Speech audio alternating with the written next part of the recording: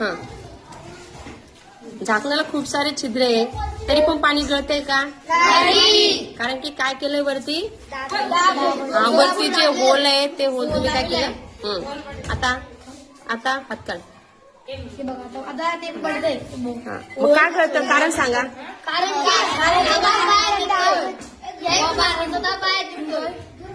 आता बंद करा.